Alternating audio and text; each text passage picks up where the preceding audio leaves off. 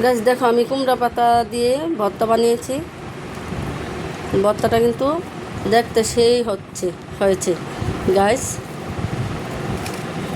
আমি এখন খেয়ে বলবো তোমাদের কেমন হয়েছে।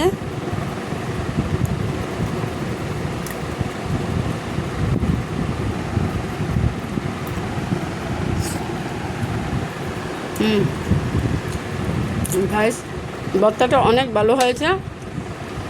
তোমরাও চাইলে এভাবে কুমড়ো পাতার ভর্তা বানিয়ে খেতে পারো। তেমন বেশি কিছু লাগে না। পাতাটা একটু ভাপ দিয়ে ফেলে নিবে, তারপর বেটে কালিজিরা বা পেঁয়াজ দিয়েও তোমরা ইচ্ছা করলে বানিয়ে খেতে পারো। তা আমাদের আজকে নিরামিষ, ফাইনালি আমি কালিজিরা সম্বার দিয়ে ভর্তাটা বানিয়েছি। তো গাইস, কালিজিরা সম্বারও মোটামুটি ভালোই হয়েছে, খারাপ হয় নাই। তো পেঁয়াজ দিয়ে বানালে আরও সুস্বাদনীয় হবে, সাথে একটু রসুন বাটা দিবে। পারলে একটা চিংড়ি মাছ অবশ্যই ভর্তার সাথে বাটার সাথে পেটে ফেলবে, তাহলে ভর্তাটা কিন্তু অনেক জমবে, খেতে ভারী মজা হবে গাইস। ওকে গাইস, তো ভালো থেকো, গুড নাইট গাইস। ভালো লাগলে লাইক কমেন্ট সাবস্ক্রাইব করে দিও প্লিজ গাইস। Okay bye.